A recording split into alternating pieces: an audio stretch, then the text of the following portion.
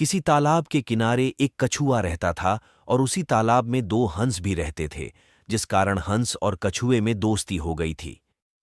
हंस दूर दूर तक उड़कर जाते और मुनियों ज्ञानियों की बातें सुनते और सारा ज्ञान कछुए को भी देते, लेकिन कछुआ बहुत ही बोलता था। वह एक मिनट के लिए चुप नहीं रह पाता था।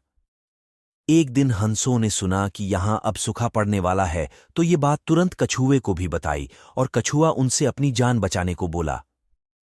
हंस उसकी जान बचाने के लिए तैयार हो गए। फिर हंस एक लकड़ी की टहनी लेकर आया और बोला, दोनों किनारों से हम अपने चोंच से पकड़ते हैं। तुम बीच में अपने दांतों से लकड़ी को पकड़ लेना, इस प्रकार उड़कर दूर दूसरे तालाब में चले जाएंगे। लेकिन एक बात का ध्यान रखना, बीच में कहीं नहीं बोलना है। कछुए ने हामी भर दी और हंस कछुए को लेकर उड़ने लगे। रास्ते में गांव में यह नजारा बच्चों ने देखा तो चिल्लाने लगे कि वो देखो, कछुआ उड़ रहा है। कछुआ बच्चों की आवाज सुनकर चुप ना रह सका और बोलने के लिए अपना मुंह खोल दिया और जमीन पर गिर पड़ा और उसकी मौत हो गई। दोस्तों, हमें कुछ भी बोलने से पहले वहां की परिस्थिति को समझ लेना चाहिए, क्योंकि बिना किसी कारण के बार बार बोलना भी कभी-कभी बहुत महंगा पड़ता है।